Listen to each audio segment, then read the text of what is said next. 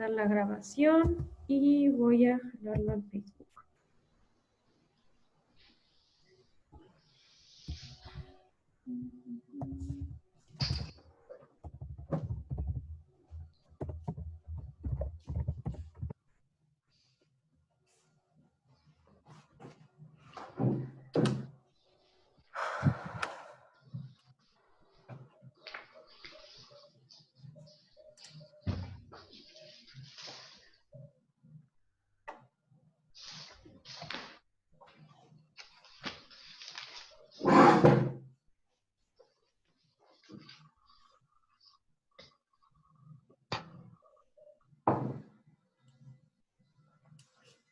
Para que más gente se pueda sumar a verla sería...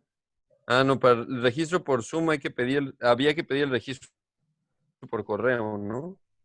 Ahorita ya sería que se sumen vía Facebook. Bueno. Sí. Aquí una Sí. pregunta. ¿Sí? Lo más ¿Sí va? fácil ¿Que se sería sumen vía Facebook, o si no les puedo compartir a ustedes la invitación. ¿Es la misma que compartiste en el grupo, Mariel? Ajá, sí. Ok, ahora se las mando por celular. Por el WhatsApp. Para que la tengan ahí por si la quieren compartir.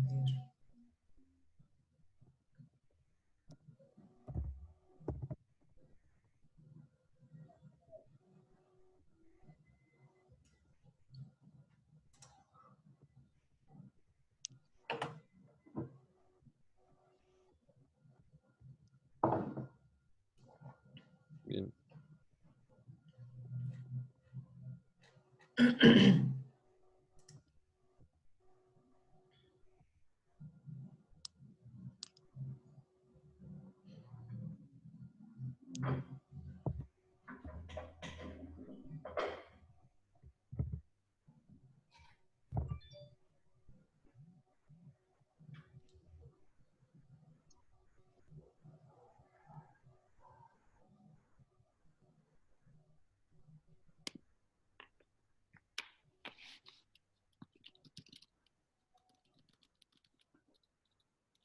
¿Ya estamos transmitiendo? Sí.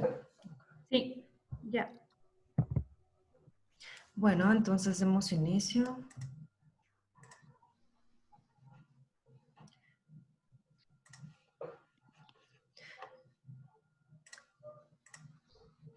Bueno, muy buenos días. Bienvenidas a todas y a todos a este tercer diálogo por la transformación organizado por el Proyecto de Transformación Social Ecológica en América Latina, que pertenece a la Fundación Frederick Ebert.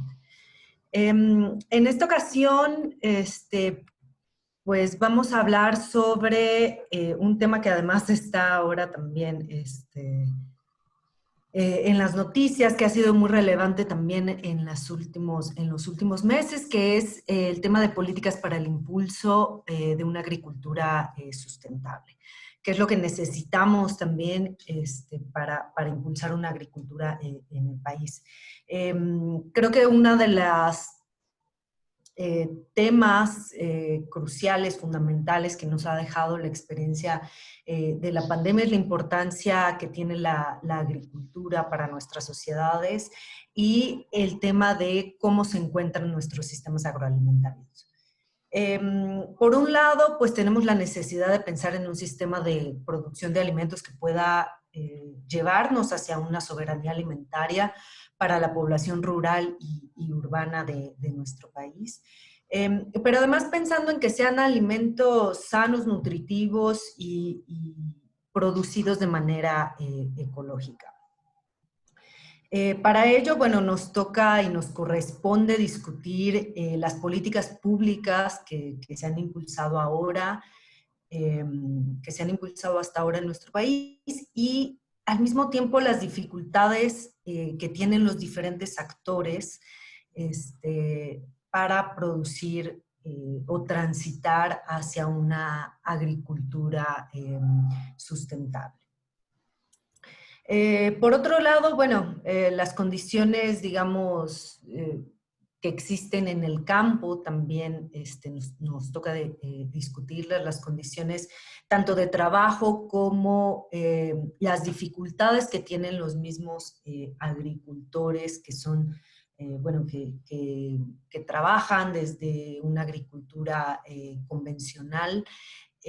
Cuáles son las dificultades que ellos tienen para poder transitar también hacia otro modelo de agricultura, que sea, pues por un lado también ecológico, pero justo laboralmente, y que les permita también tener las condiciones de comercialización justas para ellos. Así que bueno, desde el proyecto es una de las líneas que hemos venido trabajando, es un debate que hemos estado promoviendo en América Latina y bueno, en esta ocasión quisimos contextualizarlo para México. Para ello, bueno, pues tenemos tres invitadas muy especiales que me voy a permitir presentar. En primer lugar, bueno, tenemos a José Luis Chicoma. Él es director ejecutivo de Ethos Laboratorio de Políticas Públicas, que es un think tank mexicano que promueve el desarrollo sostenible. Él ha editado y coordinado la publicación Transformando Nuestros Sistemas Alimentarios. Es miembro de varios colectivos y coaliciones que promueven mejores sistemas alimentarios y frecuentemente escribe y es conferencista acerca de la intersección de la alimentación y la política. Es Yale World Fellow, Standard Draper Hills Fellow y maestro en políticas públicas por la Universidad de Harvard. Tenemos también a Antonio Carrillo Bolea desde Veracruz. Él es director y miembro fundador de Estampa Verde AC, que es una organización de la sociedad civil cuyo principal objetivo es facilitar la transición de modelos de agricultura industrial convencionales a sistemas agroecológicos que restauren la salud de los ecosistemas, produzcan alimentos de calidad y capturen carbono atmosférico. Es especialista en diseño ecológico y agroecología, ha trabajado en diferentes iniciativas de restauración, conservación y manejo regenerativo de los recursos naturales en zonas rurales de México desde el 2005. Trabaja directamente con actores del sector agropecuario, donde se involucra pues, en el diseño, establecimiento y manejo de los agroecosistemas. Actualmente colabora con la tabacalera Alberto Turrent en el desarrollo del programa de tabaco sostenible. Forma parte de la iniciativa de liderazgo ambiental de la Universidad de Yale y de la red de fellows en gobierno abierto y desarrollo sostenible del programa de Naciones Unidas para el Desarrollo.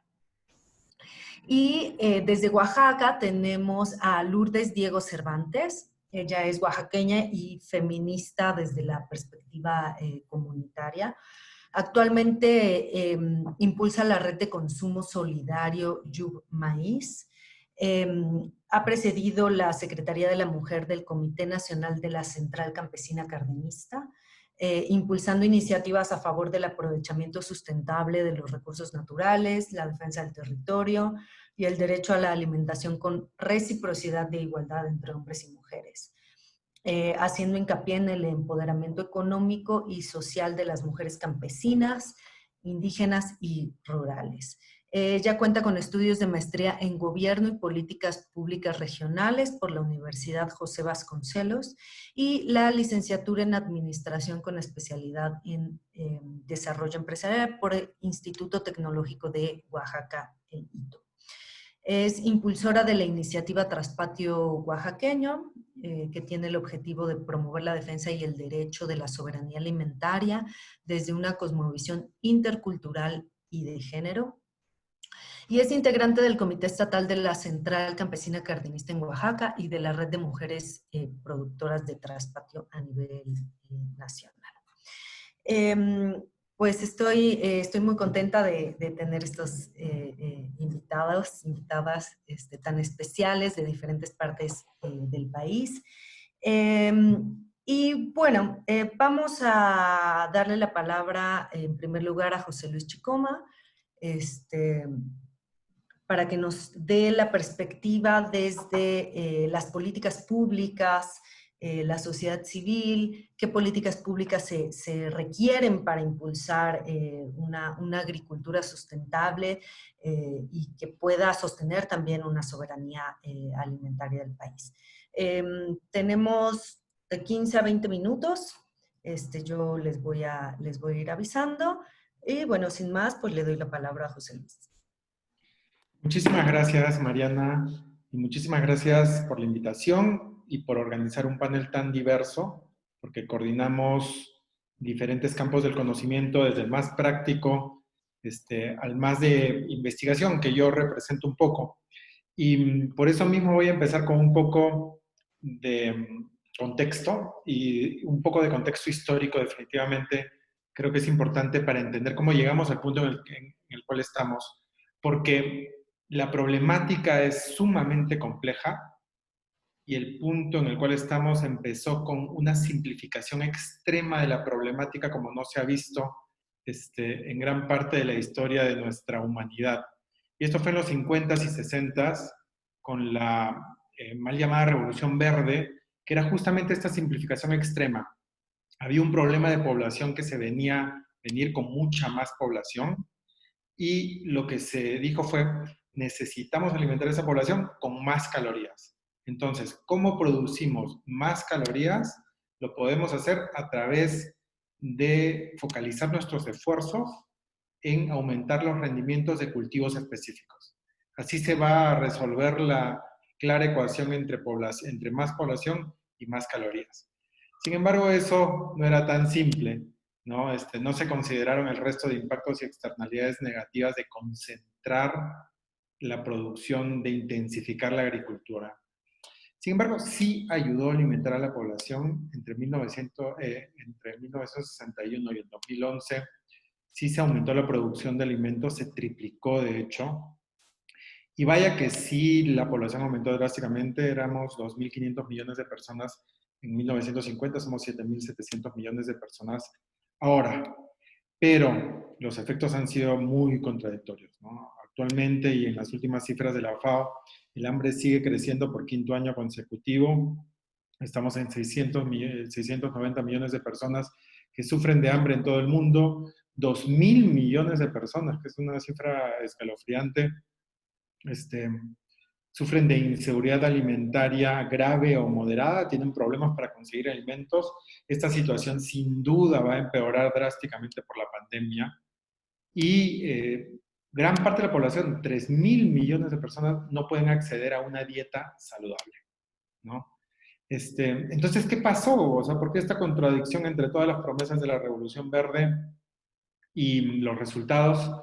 Que gran parte de la alimentación producida por la Revolución Verde, centrada en calorías, no fue para alimentar a humanos, sino fue para alimentar a vacas y a cerdos, fue para alimentar a carros y coches a través de biocombustibles, fue para alimentarnos mal con ultraprocesados, fue para producir ropa barata, para una sed de consumismo muy grande. Y no solo eso, que ese es el destino indirecto de la alimentación o no dirigir la alimentación del planeta, sino ha resultado en que la agricultura está destruyendo el planeta. Entre 19 a 29% de los gases de efecto invernadero son generados por la agricultura, que también esta agricultura intensiva es responsable de degradación de tierras, de contaminación de aguas, de una reducción dramática de la biodiversidad. De hecho, y regresando al tema de las dietas, ahora tenemos unas dietas muy limitadas que reflejan esa concentración de la Revolución Verde en pocos cultivos. 4 cultivos, arroz, trigo, maíz y papa, nos proveen del 60% de la energía calórica. De hecho, 3 de esos cultivos son como que el objetivo de la Revolución Verde, que son arroz, trigo, maíz. Y 95% de nuestra energía calórica es solo generada por 30 cultivos. Esa es como una simplificación de nuestra diversidad y de lo que la biodiversidad del planeta puede ofrecernos y que no nos está alimentando bien. Y también los impactos económicos han sido significativos en su manera negativa para mucha gente que depende del campo.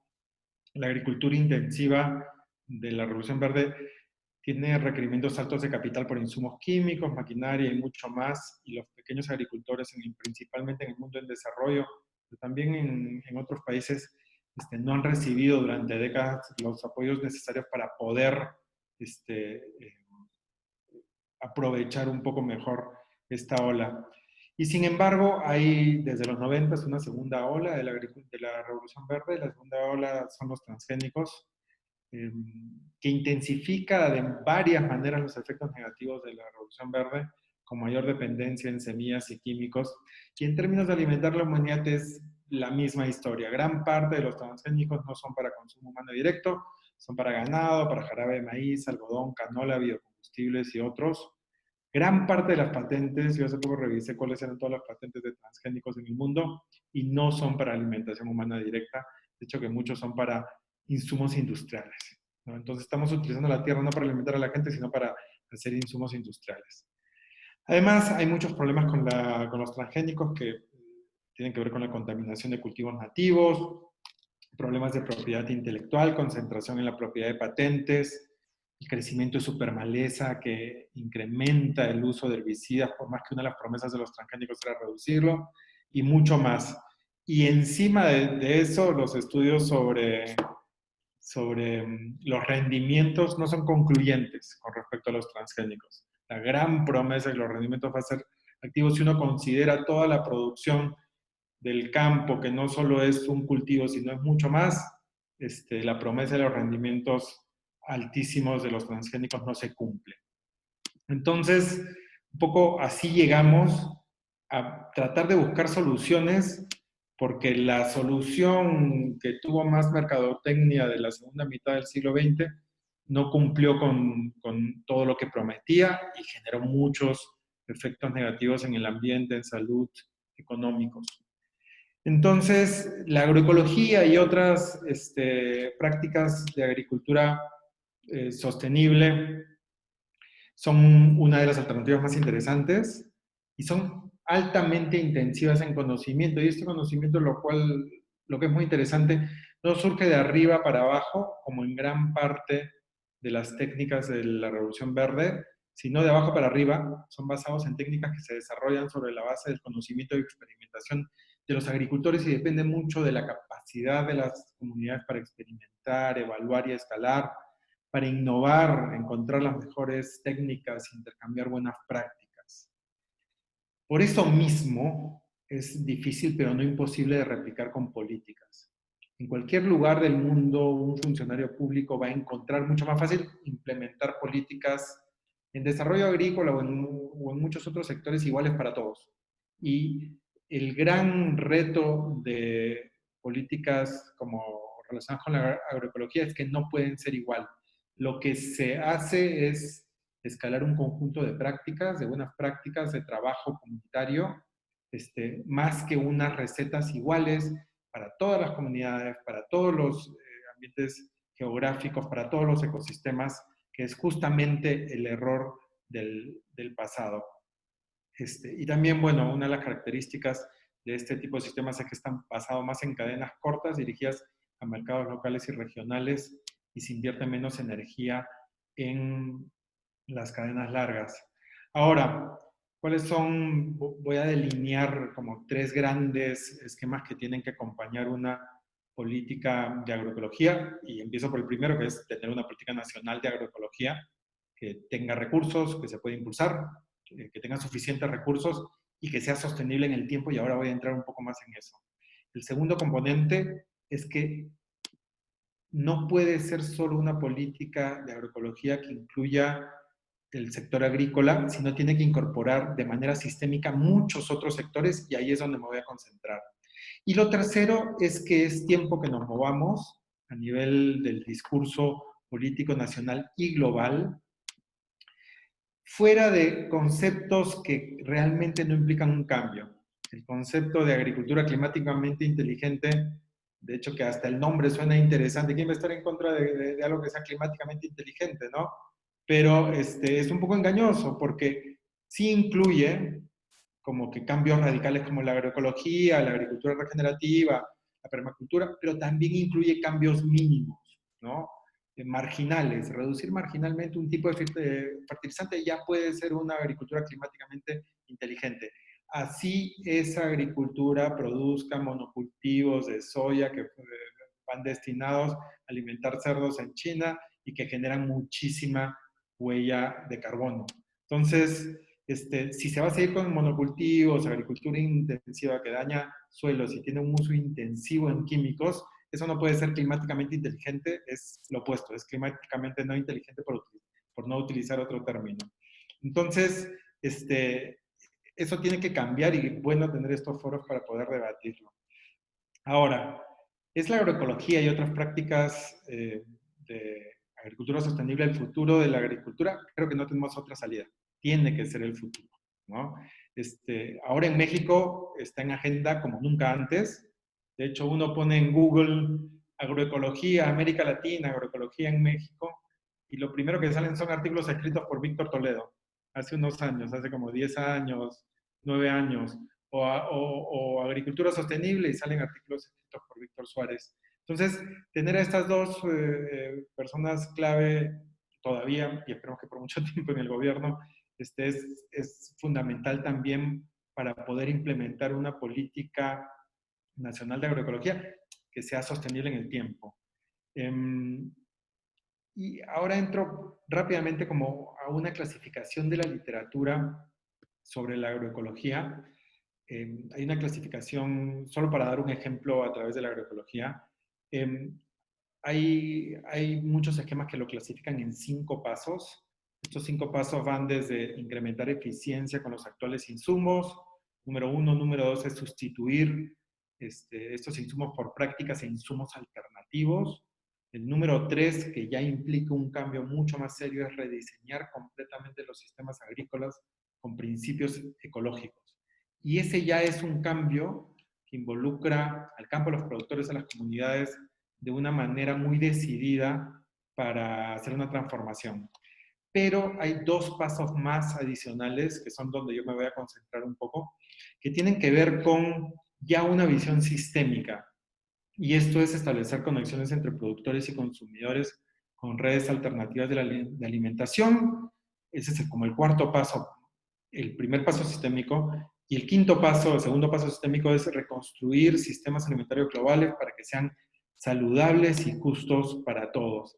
Y eso es algo que nos falta mucho, y en esto enfatizamos mucho, el tema de tener una visión sistémica de la alimentación, que no trata de la agricultura, a la nutrición, a la educación por separado, sino que todo esté junto, porque todo tiene efectos. El error del pasado es simplificar la problemática, es decir, más calorías, vamos a alimentar a la población, no importa que destruyamos el planeta y no importa que nos alimentemos mal.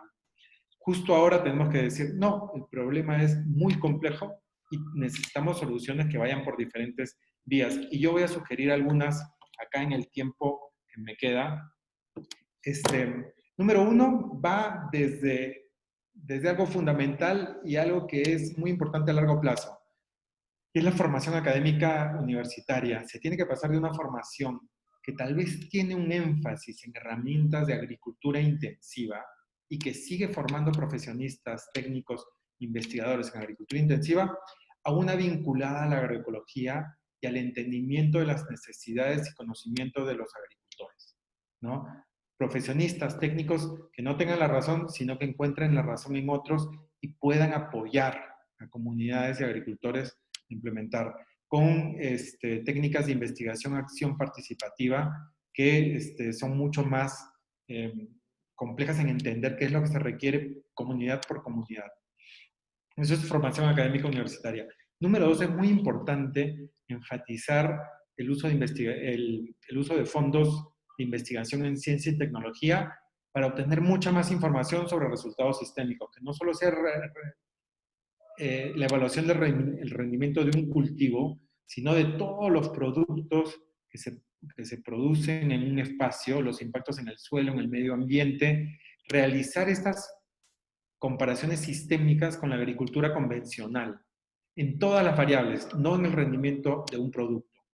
hacer mediciones de largo plazo, cuantificar promedios de transición en tiempos de transición y costos para ir a prácticas de agricultura más sostenible como la agroecología e ingresos futuros. Y toda esta información va a ser la más útil para los tomadores de decisión a largo plazo. Venga la administración que venga, cuando haya cambiado de administración, si esta información está disponible, va a ser más difícil revertir el avance que se puede hacer hacia políticas de agricultura más sostenible. Y no solo va por eso, un tercer punto es comercialización y compras. Compras públicas gubernamentales deberían estar más enfocadas en agricultura sostenible y saludable, y esto puede ser a través de hospitales, de escuelas públicas y muchas dependencias públicas. También se tiene que enfatizar a través de coordinación entre gobierno federal, regional y local cómo se pueden impulsar cadenas cortas, mercados de productores alternativos y plataformas tecnológicas, ahora más que nunca son importantes durante la pandemia. También promover mecanismos de diferenciación como certificaciones comunitarias. Esto es un tema muy delicado porque cierto tipo de certificaciones como las orgánicas pueden ser excluyentes tanto para productores por el costo y el proceso y los procesos que son difíciles, como para consumidores porque aumenta significativamente el precio de los productos. Pero otro tipo de certificaciones sí podrían promover una diferenciación que puede ser útil para dar señales a todos, a productores y a consumidores. También vincular grupos de productores y cooperativas con compradores a través de capacitación, ferias, plataformas electrónicas y mucho más en ese tema. En temas de salud y nutrición, se tienen que modificar las guías alimentarias para que no solo sean saludables, sino también sean sostenibles.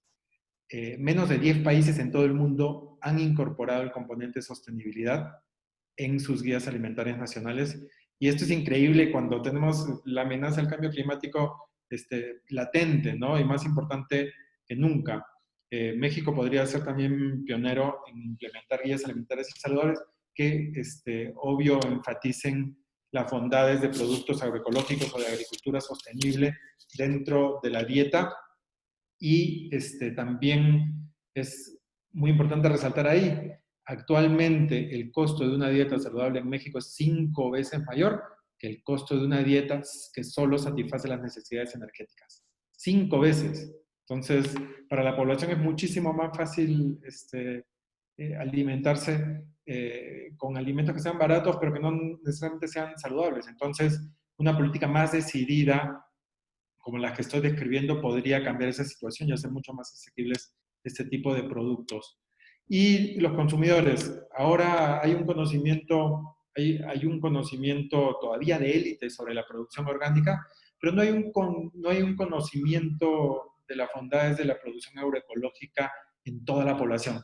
Y campañas de concientización sí son necesarias para informar a la población sobre las bondades y sobre todo los beneficios que puede dar una alimentación de agricultura sostenible en varios aspectos, no solo nutricionales, sino también de justicia social. Y acá es muy importante como vincular ahora y para el futuro la recaudación de impuestos, de los fondos de impuestos a comida chatarra, bebidas azucaradas y otros fondos de concientización que tiene el Estado, y dirigirlos a que tengan una alimentación saludable.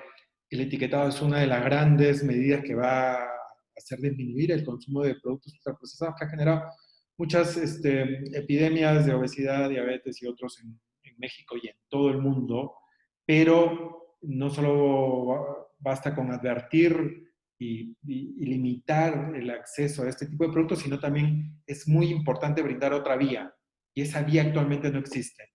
Hace 1 o 2 semanas el gobierno estaba lanzando una estrategia de alimentación saludable que hasta ahora se entiende que es una campaña mediática, y sí mencionaba la agroecología, pero se podría enfatizar muchísimo más que es una de las mejores vías para justamente reemplazar el consumo de ultraprocesados que han generado tanto daño en la población. Y ahora, ¿cómo se logra todo esto? He dado solo algunos ejemplos en términos de investigación en ciencia y tecnología, formación académica, compras y comercialización, nutrición, consumidores. Y esto se logra a través de una visión más sistémica de la alimentación en en la sociedad y y en el gobierno. El gobierno brinda una oportunidad muy interesante. Tiene el grupo GISAMAC, que es el grupo intersecretarial en ambiente, salud, agricultura, competitividad, y ahí están todas las secretarías que podrían implementar estas políticas que he mencionado, y hay muchísimas más. Y también en el futuro lo que se tiene que hacer es que estas decisiones también se tomen a nivel de... José Luis, te quedan 2 minutos. Genial. Se tomen a nivel de gobiernos locales, las políticas alimentarias deberían ser más locales. El grupo GISAMAC es bueno a nivel federal, pero deberían haber consejos alimentarios a nivel local, donde esta sistematización de la producción agrícola, la alimentación, la comercialización, se realice con los actores locales que conocen muchísimo más a las comunidades y las problemáticas locales que cualquiera que puede estar tomando decisiones desde la capital. Entonces, esta conjunción de políticas en consejos alimentarios locales, que pueden ser municipales o pueden ser estatales, y el GISAMAC podría brindar la gobernanza necesaria para implementar este tipo de políticas. Si no se cuenta con esa estructura gubernamental y no se cuenta con un conjunto de políticas sistémicas que vinculen producción agrícola con consumidores de nutrición y otros, no se va a poder sostener a largo plazo las políticas de desarrollo sostenible en agricultura, ¿no? Entonces, esas son las recomendaciones. Gracias. Muchísimas gracias, José Luis, por esta intervención tan interesante, también de los retos que tenemos en México para la promoción de otro tipo de agricultura, de otro tipo de dieta, de otro tipo de alimentación, la importancia digamos, de lo local, y de cómo pensar estas políticas públicas desde lo local. Muy interesante el tema de los consejos alimentarios locales, ¿no? Que también habría que ver pues cuáles son las dificultades de implementarlos. Bueno, en fin. Ya tenemos varias preguntas, las vamos a dejar hasta el final para todos. Vamos a continuar entonces con Antonio. Te doy la palabra, igual 15 a 20 minutos. Correcto. Pues muchísimas gracias, Mariana, por la invitación. Qué gusto estar acá con ustedes.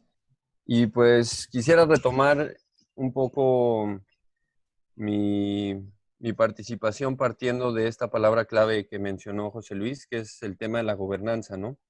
Porque creo que aquí estamos hablando de gobernanza a nivel de los agropaisajes, ¿no? De cómo se están tomando las decisiones en los territorios de acuerdo a, pues, a las diferencias que hay en cada contexto y en cada bioregión, ¿no? Nuestro país es muy diverso y pues no puedes tú aplicar justamente este tipo de soluciones simplistas o reduccionistas, como el caso de la Revolución Verde, para atender un problema tan grave como es la crisis alimentaria, que también viene junto con pegado con la crisis climática y el deterioro de los ecosistemas, ¿no? O sea, se necesita tener una visión sistémica amplia para poder entender en dónde estamos parados y qué tipo de aportación cada quien desde su trinchera puede hacer, ¿no?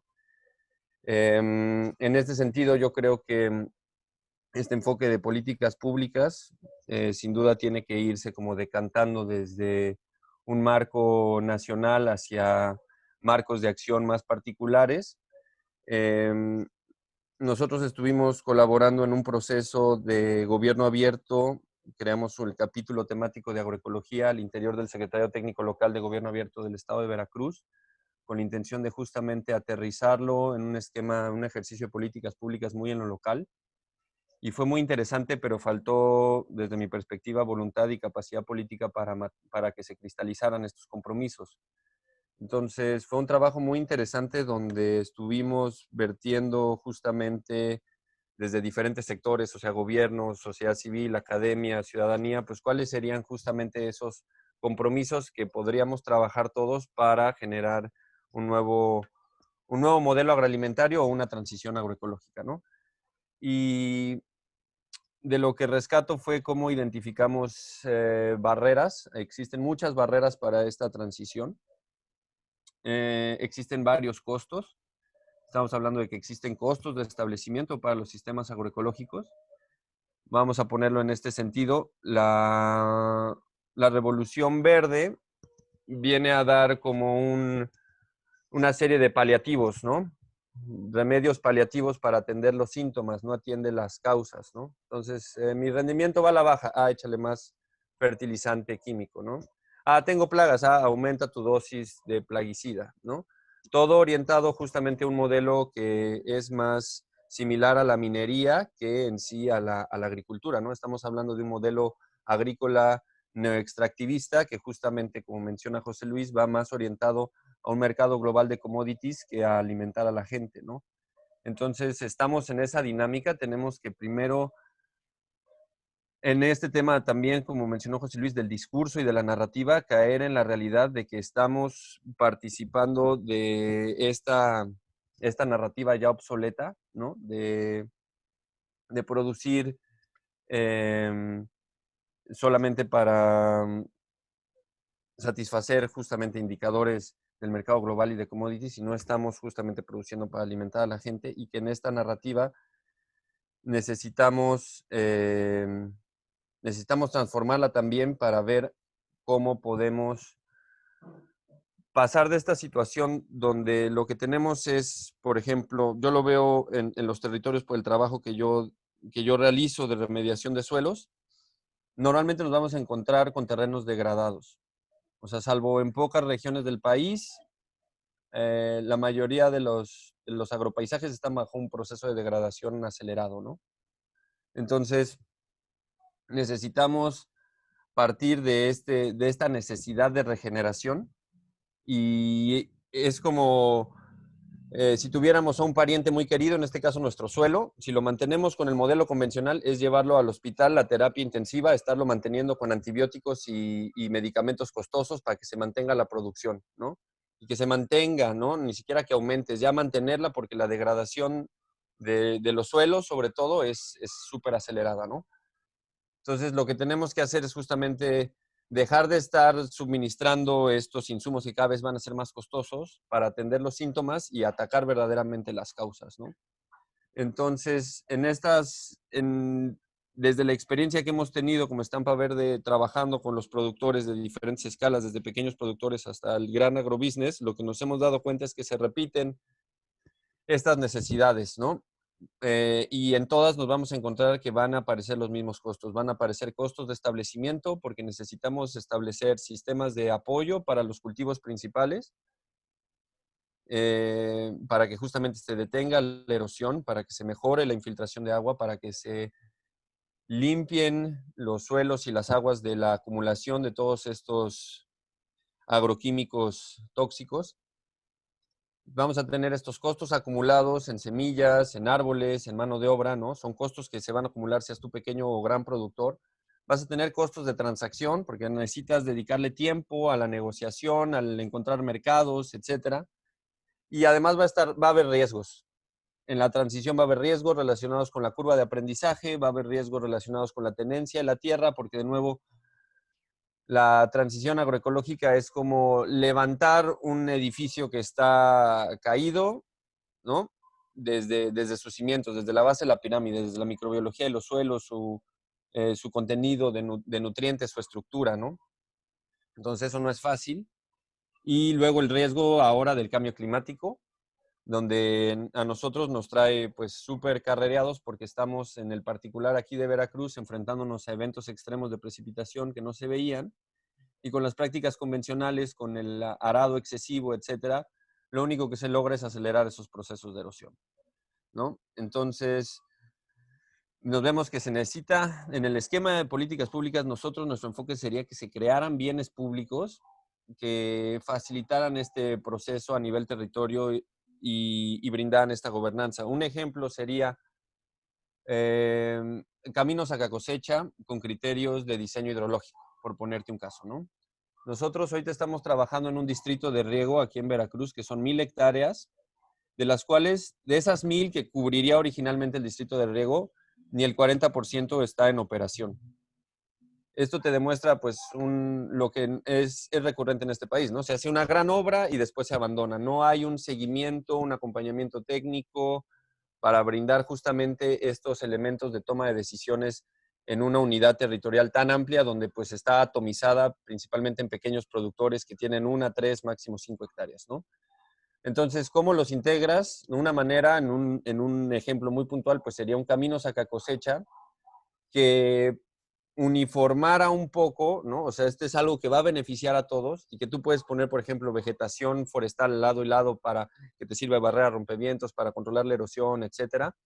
Y le das este enfoque de diseño hidrológico, que es lo que hacemos nosotros, que te permite reducir el golpe del agua, repartirlo de manera uniforme en el paisaje, permitir que se infiltre, ¿no? Y que no te genere los daños que normalmente vemos, ¿no? Cárcavas, caminos intransitables, etcétera. Entonces vemos que ese podría ser un camino, ¿no? La generación de nuevos bienes públicos, ¿no? Bancos de semillas, ¿no? Investigación accesible, ¿no? Transferencia de tecnologías, herramientas apropiadas para los diferentes contextos de los pequeños y los grandes agricultores. Y luego, pues, también identificando las buenas prácticas, cómo tú puedes acelerar su adopción, ¿no? Yo creo en este particular de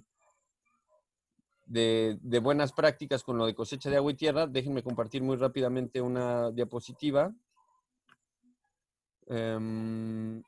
Aquí lo que estamos viendo es un poco lo que, retomando un poco lo que mencionaba José Luis, no Antonio, sé no si, se ve, ¿no se ve nada? No, se Sería una ve, grafiquita con unas imágenes por ahí. se ve tu creo, Nada más que está navegador. en inglés. exacto. Se ve tu navegador. ¿Se ve mi navegador? Ah, caray. Ajá. Déjenme intentarlo de nuevo.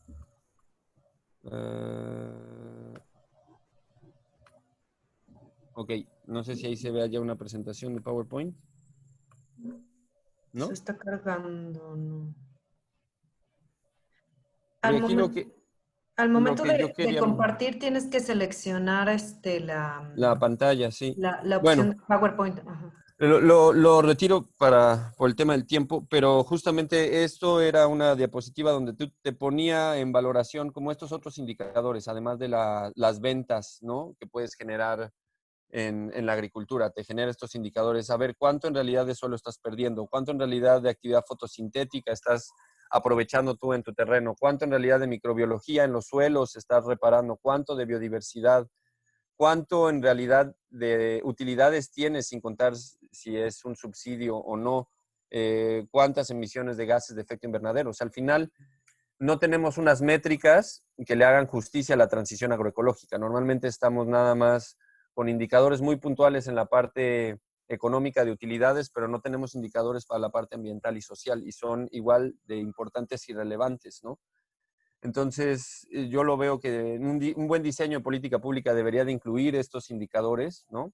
Hay bastantes esfuerzos ya en eso, y además yo creo que generan un ambiente más propicio a la inversión. Una vez que el gobierno pudiera dar señales de que se van a estar valorando también estas cosas, yo veo que hay cada vez más interés en ciertos sectores de capital de impacto a invertir en modelos regenerativos, a invertir en transformación de las formas de producción para atender también pues esta necesidad, ¿no? De alimentar a la gente. Entonces, vemos que es necesaria una agricultura de captura de carbono, que no necesariamente, o sea, nos podemos caer muy fácilmente en los conceptos. Como decía José Luis, podemos llamar agricultura de captura de carbono, poner unos 3 arbolitos por hectárea, pero se necesitan indicadores técnicamente más robustos. Ahorita actualmente estas palabras siguen como, estos conceptos siguen aterrizando, siguen en el debate científico qué es y qué no es agricultura regenerativa. Se puede volver una tendencia, ¿no? Y como tal puede ser muy peligroso inmediatamente ponerle una etiqueta a algo que no es. Entonces vemos que es necesario impulsar estas prácticas de reconversión, abordarlo como un proceso, ¿no? Es muy importante empezar por definir el contexto de los productores y nosotros desde nuestra metodología lo que nos sirve es cuál es el paisaje futuro en el que tú quieres verte en unos 30 años. O sea, tristemente, tanto los esquemas de financiamiento, tanto de la banca privada como lo que ofrece el gobierno son subsidios a corto plazo. No existen subsidios multianuales. Empieza a verse una transición hacia eso, pero tenemos que ver ese tipo de nuevos esquemas de financiamiento. Se necesitan esquemas de financiamiento innovadores donde permitan ver una transición a largo plazo. En el corto plazo no vamos a lograr nada más que seguir suministrando paliativos a una crisis que solamente se agudiza, ¿no? Entonces necesitamos partir por ahí, qué tipo de agropaisajes queremos, no nada más ahorita, sino en unos 30 años, y tomando en consideración los enormes riesgos que tenemos encima de degradación de suelos, de contaminación, de cambio climático, etcétera. Y pues nosotros, en lo que nos enfocamos, nosotros las herramientas que nos funcionan muy bien es esto, derivado un poco de la agroecología y permacultura, que es la escala de permanencia en Keyline. Se le ocurrió a un australiano hace más de 50 años y todavía no es tendencia. Y pues esto tiene que ver con que pues justamente las innovaciones agroecológicas han estado al margen de la política pública, ¿no? Nunca han tenido un apropiado acompañamiento, nunca han sido verdaderamente abrazadas por actores políticos relevantes. Parece que ahorita se puede dar esta oportunidad.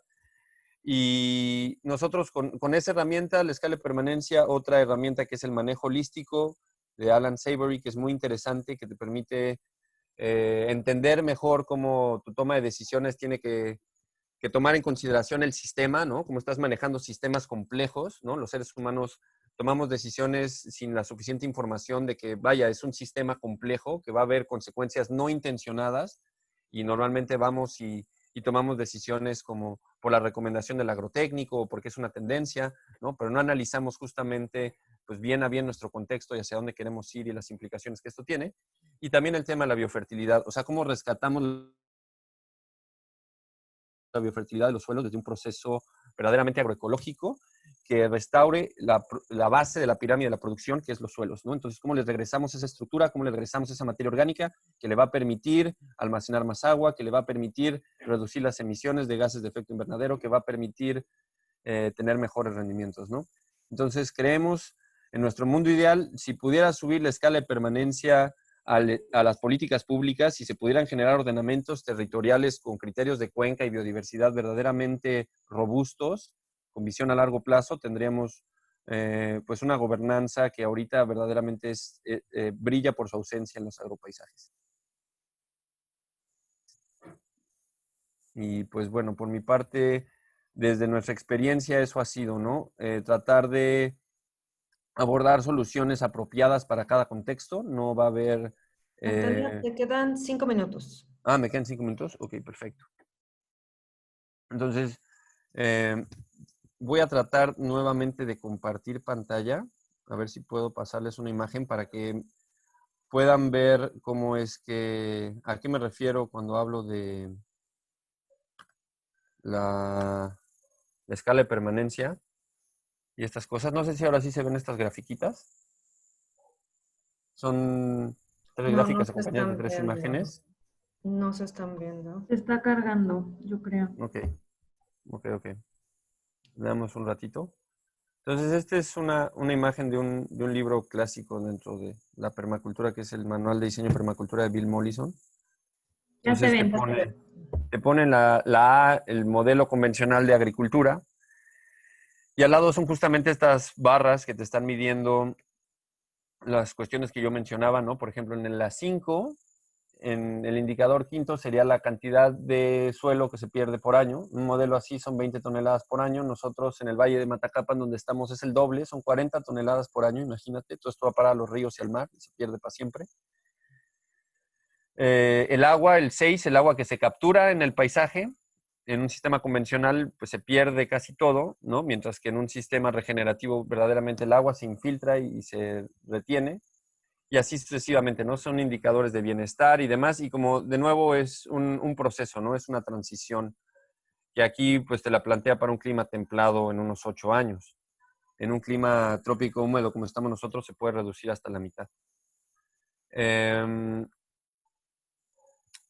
Estoy tratando de pasar a la siguiente. Ok. No sé si ahí se ve, es una gráfica de la escala de permanencia de Yeomans, donde son 8 puntos, que, no, bueno, ahorita yo creo que se está cargando. Entonces, Parsifal Yeomans tenía una una experiencia muy sólida como ingeniero especialista en suelos, y él llegó a esta brillante conclusión que aplica en cualquier agropaisaje. Hacia el final inclusive decanta toda su experiencia también hacia la planeación urbana. Entonces es un elemento, es una metodología de ordenamiento territorial bastante sólida, bastante completa, bastante compleja, con muchos elementos técnicos que entender. Se podrían estar formando muchos especialistas en las universidades para poder desenmarañar todos los componentes específicos. Entonces, básicamente lo que yo más dice es que en un paisaje vamos a encontrar elementos que son más permanentes, que son más complicados de cambiar porque van a requerir más energía, y luego otros que, bueno, hacia los menos permanentes, ¿no? Entonces nos encontramos primero que el clima es lo más complicado de cambiar, o sea, lo estamos cambiando, pero nos ha costado quemar un montón de energía fósil y otras cosas. Entonces, normalmente nos vamos a encontrar con que el clima biosférico y también el clima humano, en este caso las normativas, los usos y costumbres y demás, pues es lo más difícil de cambiar, ¿no? Y nos va a dar ya unas reglas del juego básicas, nos va a dar indicadores de precipitación, máximos y mínimos de temperatura, ¿no? Un ecosistema con el que vamos a trabajar. Después vamos a ir con la geografía, que aquí nuestra herramienta de trabajo es un plano topográfico, para poder entender, es como una radiografía, ¿no? Para poder entender por dónde podemos poner los caminos, por dónde vamos a tener los escurrimientos más fuertes, por dónde podemos ubicar las tablas de cultivo, etcétera. Es como la radiografía total de nuestra cuenca, parcela, etcétera. Después el agua, tenemos que resolver el agua, porque pues sin agua no hay cultivos, entonces diferentes estrategias para el agua. Posteriormente los caminos, porque queremos que los caminos sean una infraestructura que se haga una vez y sea robusta y dure y no tengamos que estarla reconformando todos los años. Entonces, si hacemos estos caminos tomando en consideración el agua y la geografía, vamos a tener caminos más eficientes, más permanentes. Después de ello, los árboles, donde los vamos a ubicar, en las partes de recarga, como apoyo para los cultivos, sistemas agroforestales como lo que se promueve con Sembrando Vida, etcétera. Después de esto, las construcciones, que aquí podemos poner también lo que se referiría no nada más a dónde va a vivir la gente, sino sobre todo a la infraestructura productiva propia de una unidad de producción. Luego, las cercas para subdividir, incluyendo aquí cercas eléctricas si se trata de ganado, etcétera. Y por último, el suelo, ¿no? Entonces, el suelo, pues sí, lo podemos perder relativamente rápido, pero también lo podemos construir con estas estrategias de biofertilidad y así. Entonces, esta grafiquita sí se veía, ¿verdad? La de la escala de permanencia. ¿Sí? Ok. Perfecto. Entonces, estoy pasando una fotografía donde pues ya es la traducción de esta escala a los paisajes. Entonces, aquí es un breve collage, no sé si ya lo están viendo, pero pues es un proceso de intervención en 1 hectárea. Antonio, ¿sí puedes ir cerrando? Sí, sí, sí. Ya nada más los dejo con esta conclusión de cómo se ve aquí una intervención en 1 hectárea, X, pensando en un contexto de un pequeño productor que solamente tiene 1 hectárea, tomamos ese pedazo degradado, aplicamos la escala de permanencia, tenemos el acceso a mucha más información que antes, ¿no? Entonces tenemos que pasar de este sistema que es altamente dependiente en petróleo y agroquímicos a un sistema que sea muy rico en información y en conocimiento, ¿no? Y muy aterrizado al contexto de cada gente. Entonces aquí al final tenemos un proceso de transición hacia un sistema agroforestal diversificado que además está cosechando agua y tierra, ¿no? Y por lo tanto, pues mitigando también los efectos de cambio climático y adaptándose a los mismos, ¿no? Entonces, pues con esto cierro y pues con la invitación pues sí, a tratar de, de conocer más de estas buenas prácticas que ya están, pero pues que justamente están al margen de la política pública. Gracias. Muchas gracias, Antonio, por todas estas, bueno, por toda la información, más también desde lo científico, ¿no? La necesidad de generar estos sistemas diversificados, la complejidad que implica también más desde la producción, desde las fincas, desde ya los sistemas, toda la complejidad que implica, bueno, el promover una agricultura sustentable, el promover agroecología o sistemas, digamos, diversificados de producción agroecológica. Les pediría a las personas que están haciendo preguntas si por favor pueden poner para quién está dirigida. Y bueno, vamos entonces con Lula, desde Oaxaca, para que nos comente también y nos cuente la experiencia que están llevando allá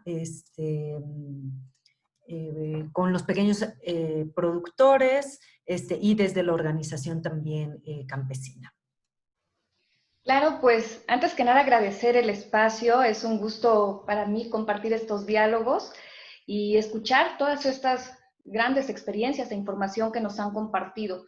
Y bueno, yo creo que mis compañeros que me han antecedido han dado información muy valiosa, muy importante, y pues me gustaría ocupar mi tiempo en compartir con ustedes cómo a raíz ya de largos y varios años hemos tratado de poner en práctica como todo esto de lo que hemos estado hablando. Y a mí me gustaría iniciar haciendo una reflexión del contexto actual que estamos viviendo.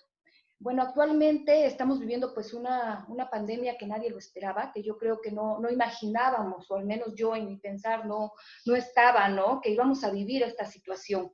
Hasta el día de ayer, con 492.522 casos confirmados, con un total de 53.929 fallecidos en nuestro país. Esto creo que nos lleva a hacer una reflexión a todos sobre qué estamos comiendo. ¿Qué estamos comiendo ahora? ¿Cuál es nuestro consumo de alimentos? Y nosotros hemos hecho esta pregunta: ¿de dónde vienen tus alimentos? Y yo creo que si ahorita las personas que nos están viendo o con las que estamos en el diálogo nos hacemos esta pregunta, muchísimos no sabemos de dónde está llegando lo que hoy desayunamos, por ejemplo. Y esto es muy grave para todos, porque se está reflejando en la actual crisis que estamos viviendo, donde tenemos pues una serie de enfermedades, donde nuestro cuerpo y nuestro organismo no está preparado para defenderse ante situaciones tan graves como la que estamos viviendo. Y bueno, y al reflexionar sobre todo esto, nos lleva a replantearnos las formas en que nos estamos alimentando y cómo queremos alimentarnos.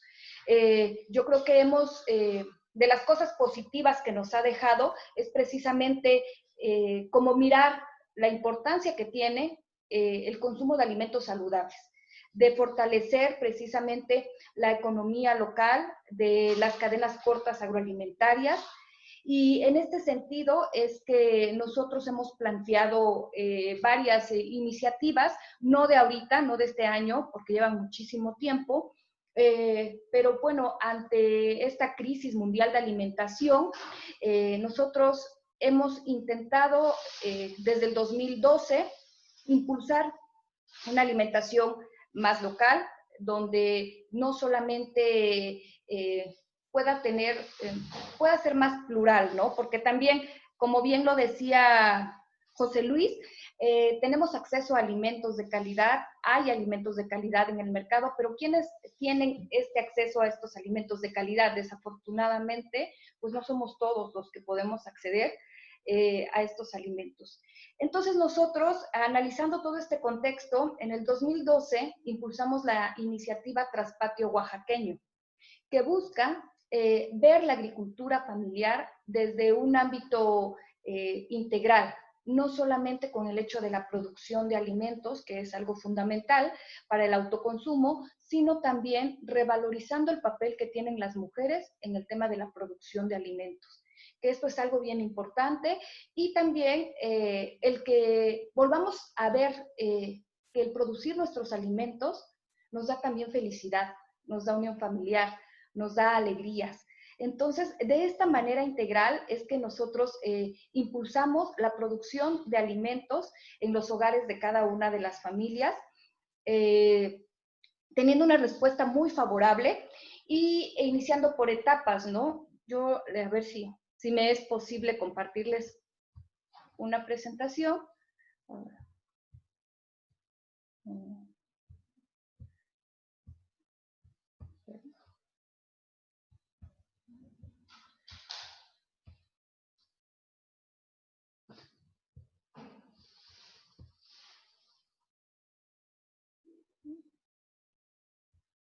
¿Sí se ve mi presentación? Sí. Ok. Y bueno, esto es lo que nosotros iniciamos a hacer en el 2012. Y bueno, y nosotros... ¿Puedes ponerla en pantalla completa, Lola? Ok.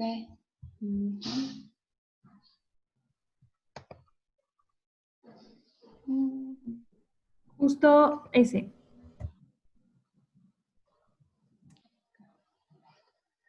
¿No? Entonces, bueno, nos gusta iniciar con un párrafo de Eduardo Galeano que dice, son cosas chiquitas, no acaban con la pobreza, no nos sacan del subdesarrollo, no socializan los medios de producción y cambio, no expropian las cuevas de Alibaba, pero quizá desencadenan la alegría de hacer y la traduzcan en actos. Y al fin y al cabo, actuar sobre la realidad y cambiarla, aunque sea un poquito, es la única manera de probar que la realidad es transformable. Y bueno, y nosotros hicimos un análisis en ese entonces, me voy a pasar muy rápido porque son datos ya viejos, ¿no? Digamos, no estamos, les estoy platicando de lo que hicimos, pero que en realidad esto no ha cambiado mucho, desafortunadamente, ¿no? Sino seguimos como en las mismas, ¿no? Bueno, iniciando porque pues el derecho a la alimentación está en la Constitución, en el artículo 4 de la Constitución Política de los Estados Unidos Mexicanos. Tenemos derecho a una alimentación nutritiva, suficiente y de calidad, algo que desafortunadamente no se puede cumplir. Y bueno, de acuerdo con el Coneval, 28 millones de personas no tuvieron acceso a una alimentación adecuada. El plan estatal de desarrollo en mi estado, pues lo mismo, ¿no? En Oaxaca, las mujeres en el campo, su perfil laboral está mayormente sujeto a una vida laboral y actividades de traspatio no remuneradas, y no solamente no remuneradas, sino invisibilizadas, donde se asume como una actividad sin importancia, como las labores del hogar, cuando realmente lo que buscamos es reivindicar esto, que están aportando a la economía del hogar. Si no es a través de dinero, sí a través de un ahorro que se genera al tener alimentos y no tener que salir a comprarlos, ¿no? En México, pues lo que ya hemos hablado, la talla baja, deficientes en micronutrientes, el sobrepeso y la obesidad son actualmente los principales problemas de una mala nutrición.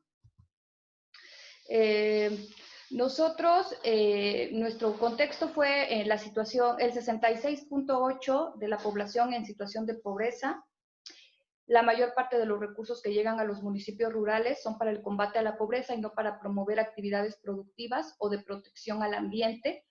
Eso también es como la realidad en la que estamos. Los presupuestos destinados, pues no varía mucho, ¿no? Sino va más para producciones a mayor escala. Y bueno, y los presupuestos van como para estos programas de subsistencia, ¿no? Y no para la producción. Y así es como este escenario el que veíamos desde hace años y cómo nace esta iniciativa. Vemos algunas fotografías de encuentros que realizamos de mujeres productoras de traspatio, que fueron en diferentes regiones de nuestro estado. Aquí estamos pues en la costa, en los valles centrales y todo esto. Nosotros trabajamos con municipios, principalmente de valles centrales, y también por la distribución de género y de edad, la población participante son el 88% mujeres y el 12% hombres. Se realizaron encuestas de recordatorio de 24 horas, medidas antropométricas, y bueno, y de ahí es que se aplicaron 106 encuestas, se identificaron 50 alimentos, 36 platillos, 7 bebidas, 7 postres. De las 106 personas encuestadas, 42 mencionaron que preparar los alimentos en alguna ocasión especial, ya sea social o religiosa. Y esto fue lo que nosotros decidimos trabajar con revalorar el papel de las mujeres, la conformación de comités municipales de traspatio, la identificación de productores líderes, el establecimiento de huertos demostrativos, tianguis gastronómicos de traspatio, la integración en sociedades de producción rural, en las innovaciones del proceso, reordenamiento productivo de los huertos, producción de abonos, insecticidas y fungicidas naturales, producción de hortalizas en camas biointensivas, canteros, mesas organopónicas y huertos verticales, planeación del proceso de producción y venta, y las acciones de traspatio, sistemas de captación de agua de lluvia, depósitos para el almacenamiento de agua de lluvia, paquetes de semillas de polinización libre, equipo y herramientas, madera y mesas organopónicas. Y bueno, atención a nichos de mercado, articulación de productores en una SPR, el valor agregado de productores a proveedores y pues una marca como común, ¿no? Para que se pueda hacer esto. Y bueno, estas son como imágenes de las mujeres con las que trabajamos, del ejercicio que se hizo. Y bueno, compartirles que esto que iniciamos desde el 2012, ahora en el 2020, pues está teniendo como excelentes resultados.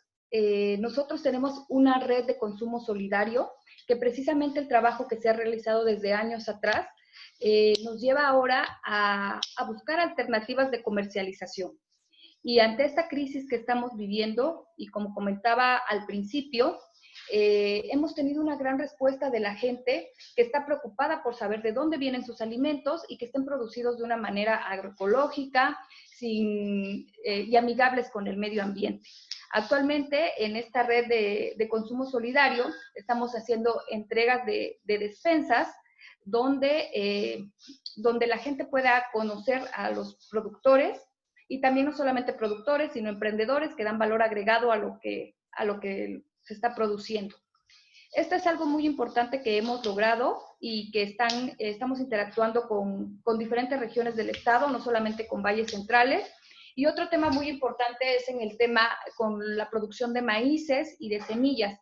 Lo que bien platicaban, voy a cambiar de presentación. A ver si es posible enseñarles otra.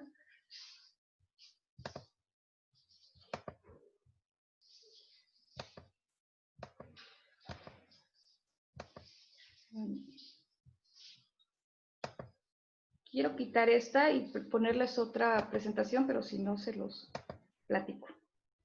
Estamos trabajando con el tema de maíces criollos también aquí en nuestro estado, donde precisamente la problemática que vemos es deficiencia, bueno, que en Oaxaca es el centro de origen y diversificación del maíz, pero es deficitario en el maíz en más de 120,000 toneladas y 9 de cada 10 de los productores son pequeños productores.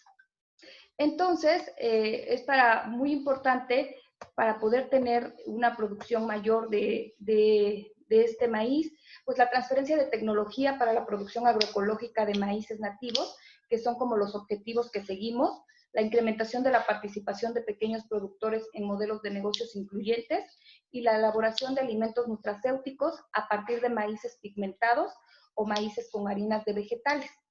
Actualmente tenemos una tortillería de maíces criollos que se llama Yud Maíz, la cual precisamente está cumpliendo con los objetivos que teníamos planteados de hacer negocios incluyentes y también de poder permitir de dar una alternativa para que los productores sigan incentivados a producir maíces criollos, y estamos llevando a los consumidores un alimento en verdad de calidad, y donde al probarlo y al conocer toda la trazabilidad del producto, pues permite pagar un precio justo a todos los que están interviniendo para que llegue este producto a sus hogares.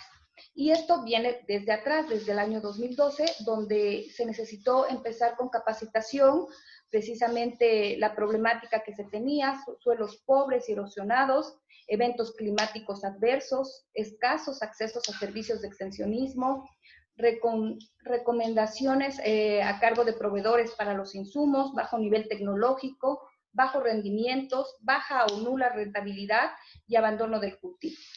Entonces, también una problemática es que pues, los maíces criollos no se utilizan en la industria de la tortilla porque son maíces más duros que los maíces híbridos, tienen un menor rendimiento, y el mercado de la tortilla y botanas pues está controlado por harinas y maíces híbridos y una baja vida en anaquel.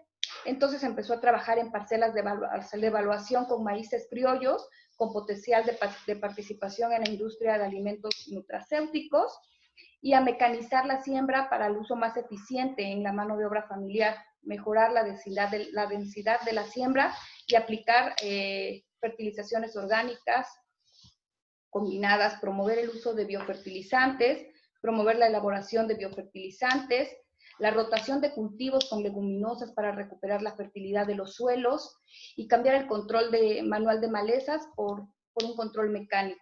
Eventos demostrativos para evaluación participativa de los maíces criollos sobresalientes y pues sacar los maíces mejor evaluados para poder llegar a tener los elementos ideales para la producción de tortillas.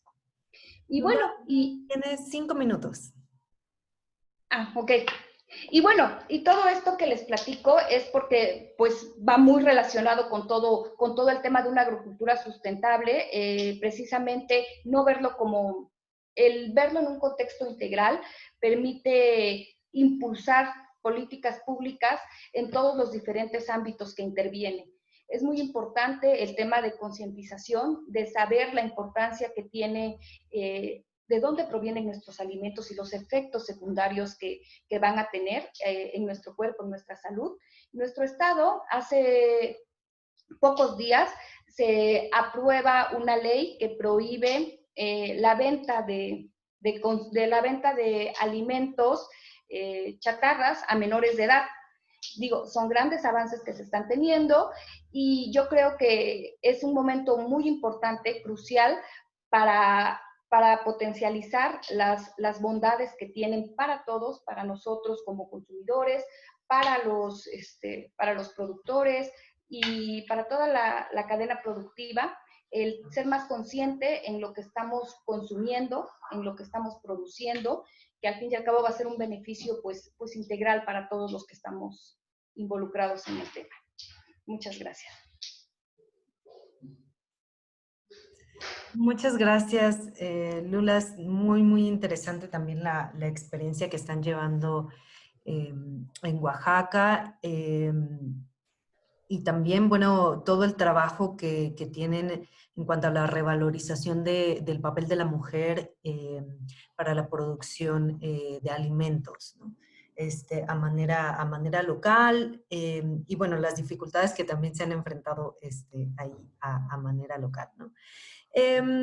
Vamos a pasar entonces a la ronda de preguntas. Hay varias preguntas para nuestros participantes, los que nos están viendo por acá. Si quieren seguir haciendo las preguntas, los invitamos acá donde está la sección de preguntas y respuestas. Y mi compañera Mariel está recolectando las preguntas que hay en Facebook. Bueno, voy a empezar a leer las preguntas que tenemos. Me parece que es para José Luis Chicoma, no dicen, algunas sí dicen, otras no, voy a irlas leyendo. De cualquier forma, si los tres quieren participar en las preguntas, son bienvenidos. ¿Cómo ven las fuerzas políticas actuales, el movimiento campesino, de consumidores, ecológico, de academia comprometida, etcétera, para encaminarse hacia esta visión sistémica completa sobre la agricultura y alimentación actualmente en México?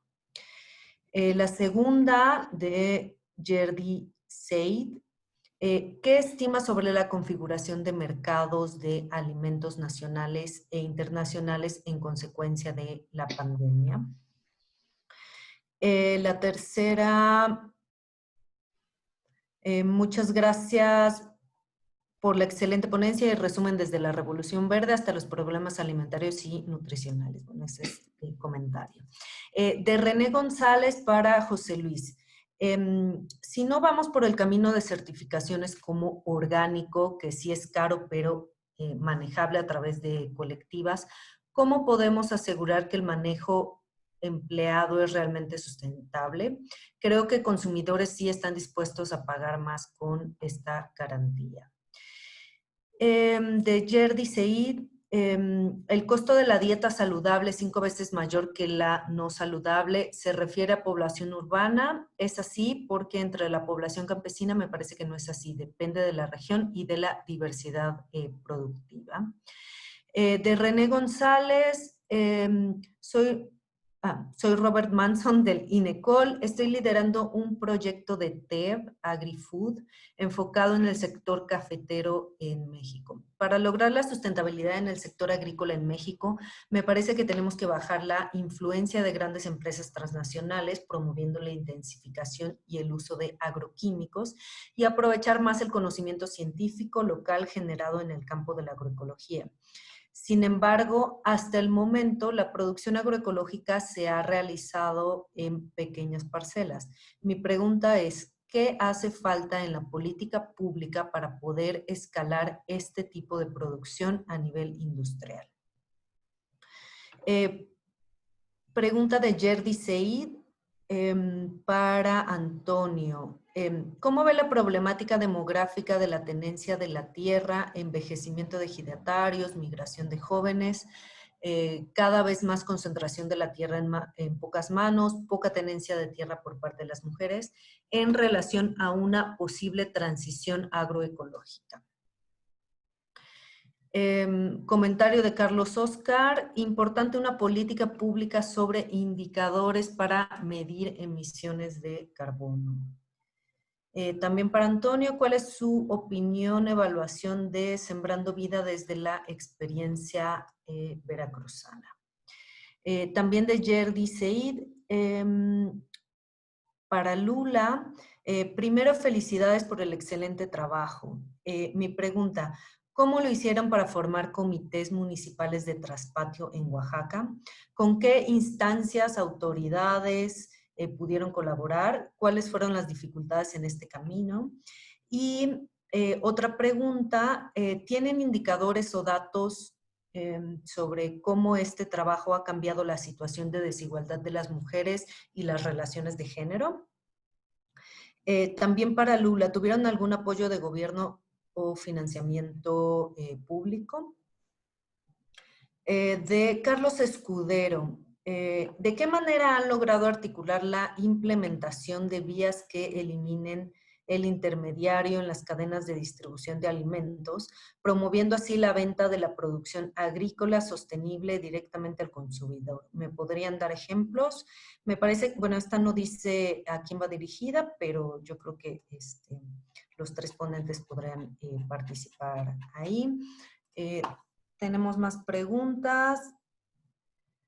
Preguntas para los panelistas. ¿Qué hace falta para que este conocimiento llegue a los pequeños y medianos productores? Me imagino que el conocimiento de agroecología o de cómo, de los sistemas de sistemas sustentables. ¿Hay algún ejemplo representativo de éxito para el tema de agricultura sustentable aquí en México? Otra pregunta también de Daniel Arellano. ¿Qué retos se encuentran en el trabajo con administraciones municipales para la promoción de la agricultura más amigable con el medio ambiente? Déjame ver si... Y para Antonio, si pudiera explicar un poco más lo de sembrar en Keyline. Tenemos una última pregunta. No, me parece que estas son por el momento. Si quieren empezamos de la misma manera que iniciamos las exposiciones. José Luis, Antonio y Lula. Muchas gracias, Mariana, y por las excelentes preguntas de la audiencia y del público. Voy a tratar de responder algunas. Si se me escapó alguna, por favor me avisan. El tema de las fuerzas sociales para impulsar estas políticas en México y políticas más sistémicas. Bueno, México tiene una como larga tradición en los últimos 20 años o más de defensa del campo, del maíz, el movimiento Sin Maíz No Hay País, y otros que han sido fundamentales para impulsar una mejor consideración del campo, aunque nunca ha sido suficiente. Otro ejemplo como que muy importante relacionado con, no directamente la agricultura, sino con la nutrición y la alimentación, ha sido los movimientos también y la sociedad civil que han impulsado políticas como el impuesto a las bebidas azucaradas y recientemente el etiquetado claro de alimentos. México es un país como estratégico para la industria de ultraprocesados. Que se haya logrado acá es un hito como que mundial el etiquetado. Entonces, que haya sido el cuarto país después de Chile, Perú, Uruguay, México es como que algo muy importante. Ahora, sí creo que estas fuerzas sociales tienen que conversar más entre ellas. Justo lo que yo enfatizo de tener una visión sistémica de la alimentación a nivel gubernamental, que me parece fundamental y necesario como requisito para impulsar una agenda de agricultura sostenible, también debería suceder en la sociedad civil. No es nutricionistas por un lado, ambientalistas por otro, y gente preocupada por el campo por otro, sino es todos trabajando de manera conjunta. Entonces, no es una crítica, sino es como que es algo que va a ir evolucionando. Normalmente nos separamos por nuestras disciplinas hasta académicas, desde nuestra formación académica hace que nosotros nos vayamos a por la nutrición, por el medio ambiente, por la agricultura, por la pesca, pero no lo consideremos de manera sistémica y eso va a ir cambiando. Yo creo que hay un gran potencial para que si las fuerzas sociales en México y en el mundo comienzan a trabajar de manera sistémica, sí van a promover un cambio mucho más fuerte, mucho más profundo, pero ahora la sociedad civil en México siempre ha sido un ejemplo de que sí se pueden hacer las cosas. Otro tema como que importante que mencionaron es cómo la pandemia ha afectado la configuración de las cadenas de alimentación o la distribución de alimentos a nivel global y es una respuesta sumamente compleja. Irónicamente, muchos de nosotros vamos a tener más tiempo para pensar en cómo nos alimentamos de manera sostenible, saludable y alguna élite dirá ahora voy a sembrar mis alimentos en algún traspatio o en alguna terraza que tienen o algún espacio. Sin embargo, la realidad para la mayoría no ha sido así. Primeros estimados indican que ha habido un aumento en el consumo de ultraprocesados, algo que la producción en general no se ha detenido en términos significativos, sea de commodities o sea de frutas, vegetales producidos por pequeños agricultores. Sin embargo, las cadenas que se han visto menos afectadas son las de commodities a nivel global. Tienen unas cadenas que no requieren mucha mano de obra, están muy mecanizadas, con una logística muy buena, entonces no se han detenido mucho.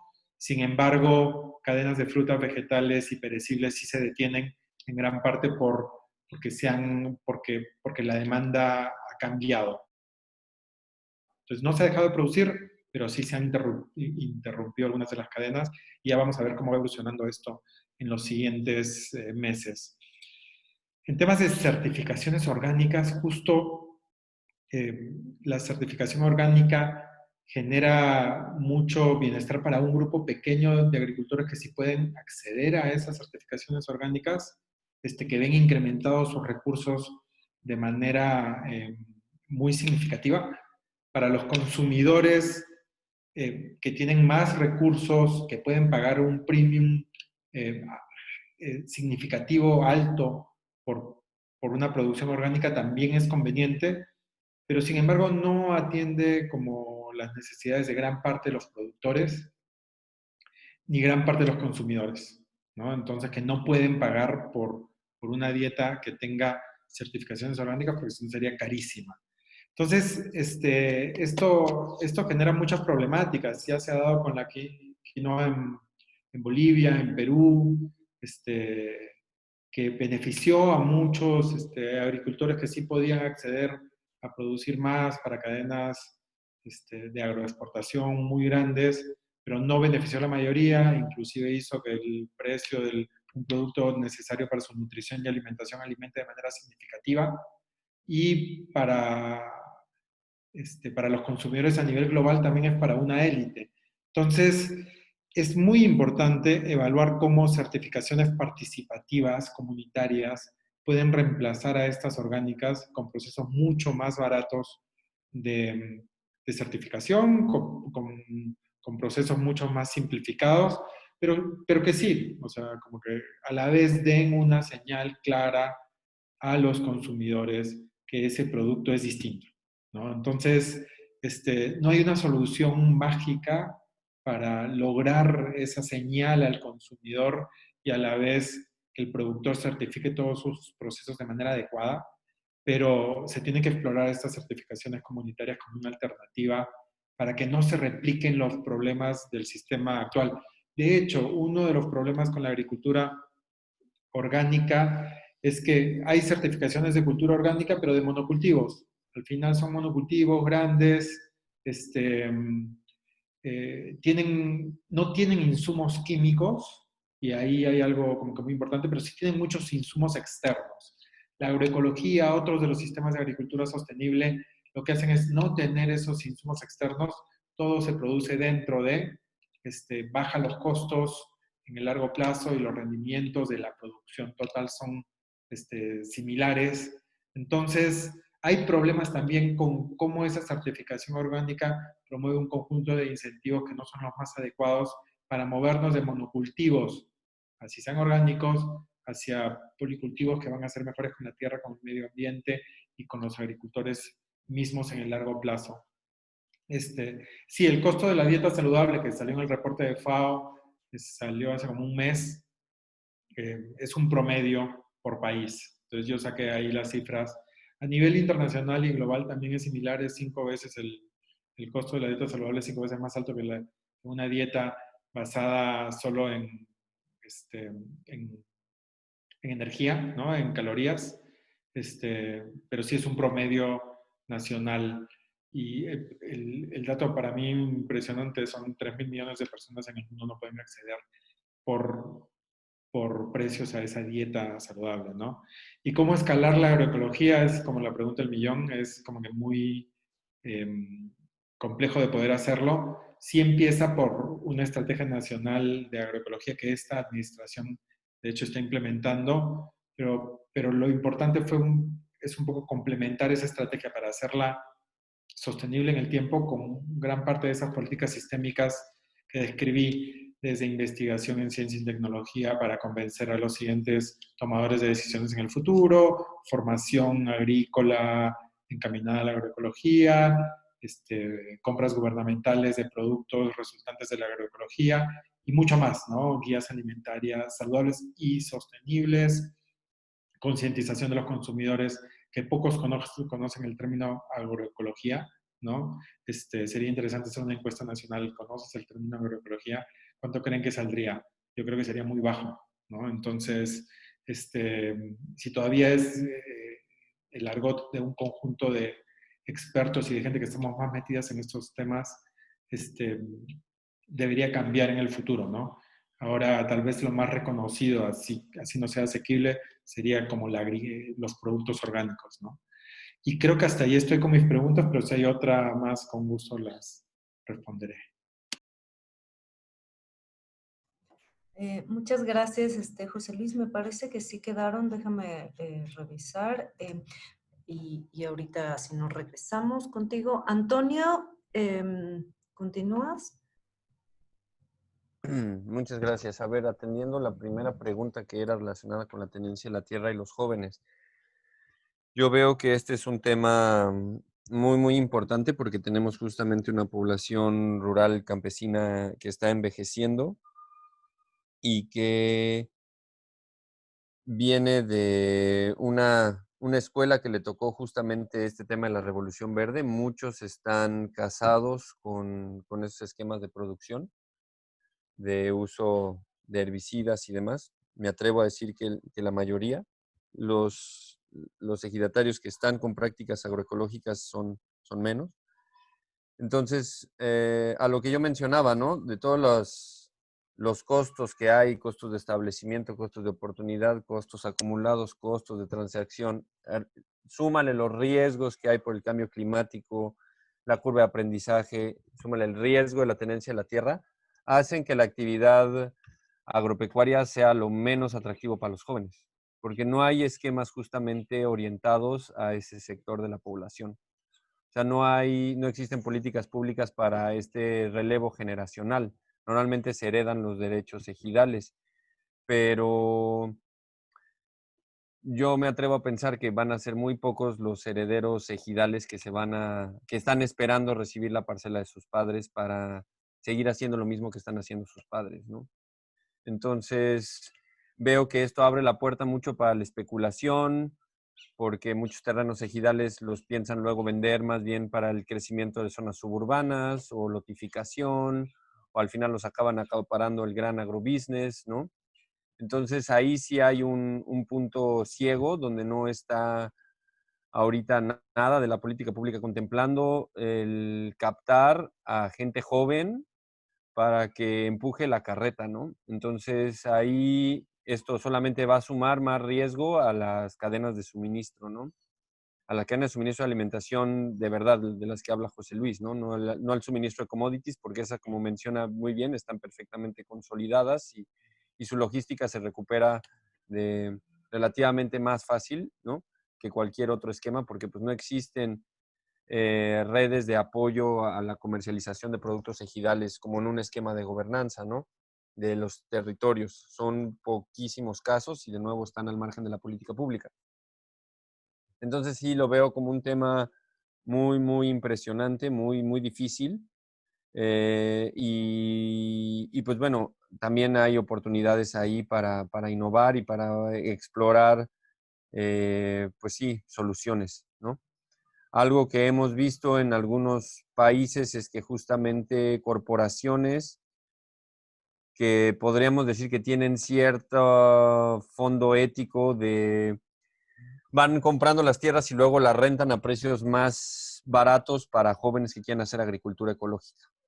Pero esto igual caes después en el juego de acaparación de tierras, entonces no existe como una solución definitiva para esto, tiene que ser una solución sistémica y bastante completa que involucre acompañamiento técnico o capacitación, porque al final también es eso, ¿no? Si un joven se quiere volver campesino, ¿cuál es la opción que le dan? Pues estudia agronomía o estudia medicina veterinaria, cuando en realidad pues debería de haber una formación técnica más orientada a la practicidad para que en 1 o 2 años puedas tú conocer las mejores prácticas agroecológicas que están de acuerdo a tu contexto y agarras machete y pala y órale, ¿no? En lugar de que te tengas que esperar 4 años a completar una ingeniería o una licenciatura. Eso yo lo veo como algo que podría facilitar, ¿no? Aparte, tendría que haber un acompañamiento en conectividad, en tecnologías de la información, en financiamiento, en este acompañamiento de hacer el match entre un dueño de la tierra que está envejeciendo y va de salida con jóvenes que quieren participar. Entonces, es un tema que quedaría para otra discusión completa, ¿no? Luego, la pregunta en torno a Sembrando Vida, de las experiencias que a mí me ha tocado ver es que tristemente se hizo a un lado como la parte técnica más sólida que tenía el programa en un principio y se volvió más político el asunto, ¿no? Se volvió más algo de pegarle al indicador de que vamos a transformar el 1.000.000 de hectáreas, más que en sí tener un planteamiento que respondiera a esta visión inicial que era, hasta donde yo le entendí, de agroclusters, ¿no? Entonces iba a haber clústeres en el territorio enfocados a diferentes productos para los que ya se tenía identificado la demanda para el mercado nacional, entonces iban a generar esos bienes públicos a partir de la organización y demás. A mí me sonaba fantástico, un programa en su diseño increíble, pero al momento en que aterrizó, pues empezaron a caer en estas malas prácticas, ¿no? En demasiada improvisación, en jalar a la gente a partir de decirles que se te va a pagar un apoyo mensual, ¿no? Entonces, en estas alturas del partido, al menos como está dándose aquí en Veracruz, es que no está generando los resultados que yo hubiera esperado y sobre todo por el tema de que no se está incluyendo la biodiversidad nativa, sobre todo en la parte forestal, ¿no? O sea, porque al final estamos hablando de árboles, se están yendo un poco por la misma tendencia que tenía la CONAFOR de apoyar la siembra de 4 o 5 especies principales, maderables, para las que hay demanda en el mercado, pero no se están volteando a ver las especies nativas que tienen un valor comercial y otras cosas además que pueden ser producción de preparados medicinales, etcétera, forraje para el ganado. Esa parte no se está viendo, ¿no? Entonces, y está quedando un poco hueco, al menos en esta zona, la parte donde están esos bienes públicos del programa, o sea, dónde están los caminos a cosecha, dónde están los viveros, ¿no? O sea, traen al menos en la parte que me ha tocado ver, es un verdadero relajo, no han podido aterrizar la operación del programa, y pues es lamentable porque pues sí es un programa que se anunció como en los programas estratégicos, me tocó ver su presentación y en su diseño inicial estaba muy bien planteado, pero de nuevo no existe capacidad técnica en estos momentos en México para implementar un proyecto de esta envergadura. Es mi conclusión. Y por último, creo que la otra pregunta era sobre el tema del diseño hidrológico en Keyline. Pues eso es, vaya, lo que puedo yo decir no le hace justicia a cómo se ve en los territorios. Déjenme ver si rápidamente, no creo que ya lo cerré por aquí. Pero si ustedes buscan Keyline, o sea, Keyline, como línea clave en Internet, van a ver varias referencias muy visuales que aquí son curvas a desnivel, no son curvas a nivel. Tiene un entendimiento de geometría importante que hay que tomar en consideración para poderlo plantear con éxito. Normalmente yo diría que esto se puede aplicar en superficies de 1 hectárea para arriba, hasta miles de hectáreas, hasta un enfoque a nivel cuenca, que sería lo ideal. Por eso digo que es una metodología que debería de subir al nivel de política pública para los ordenamientos territoriales. Y pues al final es algo que es muy visible en los agropaisajes, o sea, es algo que tú notas una diferencia en un terreno que efectivamente está siendo trabajado bajo estos criterios y uno que está manejándose de manera convencional. Y esto, para mí, dentro de todo lo que he estado trabajando, investigando y demás, se me hace también de las soluciones más robustas de mitigación y adaptación al cambio climático. Entonces sí lo recomiendo ampliamente. En México hay muy poco al respecto, somos pocos los que lo estamos practicando. En Australia, a pesar de que allá nació, también se ha mantenido mucho al margen, tampoco ha sido muy cobijado por un esquema de política pública, tampoco se enseña en las universidades, pero pues valdría la pena que, no sé, que de repente México diera la sorpresa y pudiera esto subirse a un plan de estudios, pudiera esto subirse a una capacitación de los técnicos encargados de hacer ordenamientos territoriales en los municipios, ¿no? Y como les digo, empieza como un planteamiento dedicado netamente a la parte rural, pero al final Yeomans también decanta sus últimas reflexiones hacia la planeación urbana, porque pues tiene que ver con esto, ¿no? Con el agua de lluvia, cómo la captamos, cómo la distribuimos, cómo la repartimos en el paisaje, cómo mejoramos su infiltración. Entonces esto me parece sustancial y pues yo creo que una buena política pública sería estar formando a cientos de jóvenes en esta metodología. Muchas gracias, Antonio, por las respuestas. Vamos con Lula. También tenía varias preguntas. Sí, bueno, pues de las preguntas, ¿cómo formamos los comités municipales de traspatio? Pues yo formo parte de una organización campesina, la Central Campesina Cardenista, y bueno, nuestro trabajo es estar estrechamente relacionados con diferentes comunidades. Entonces, nosotros a través de asambleas voluntarias, donde se invita a la población en general, se plantea lo que queremos trabajar, se da una plática como inductiva de lo que queremos hacer, y de la misma asamblea se forma el comité. Esto siempre va acompañado de visitar a la autoridad local de las comunidades, informando el trabajo que vamos a realizar y haciendo la invitación para que nos acompañen y se sumen pues a los trabajos que vamos a realizar. De esta manera es como el primer acercamiento es con la autoridad local, ya sea presidente municipal, agente de policía, y después de esto convocar a una asamblea donde la participación es voluntaria de los que quieran asistir, donde se hace un planteamiento de lo que se va a trabajar, y los que estén de acuerdo o interesados, pues participan en la formación del comité y es electo pues por ellos mismos, ¿no? Así es como formamos los comités municipales de traspatio oaxaqueño. Y bueno, en cuanto me decía de los indicadores, no tenemos indicadores de cómo ha cambiado la vida de las mujeres antes y después. Tenemos indicadores del trabajo que se realizó en cuanto a la dieta, en cuanto a los productos que más consumen en las comunidades, y un dato como muy sorprendente para mí en lo particular. Yo tenía la idea de que en comunidades 100% rurales, alejadas de todo esto urbano, pues la gente tenía una mejor alimentación. Y desafortunadamente lo que nos demostró este trabajo que realizamos es que existe un gran número de desnutrición y de obesidad, al igual que en el medio urbano. Entonces es un dato pues preocupante y alarmante, y que mucho lo relacionamos con este tema cultural también que nos han vendido y que nos siguen vendiendo en los medios de comunicación, donde pues lo mejor es consumir pues productos altamente procesados, o que muchas en las comunidades esperan su cosecha para venderla y con esto ir a las tiendas a comprar productos de esta calidad. Entonces yo creo que es fundamental como cambiar esta visión y pues darle el valor que tiene a lo que se está produciendo en nuestras comunidades.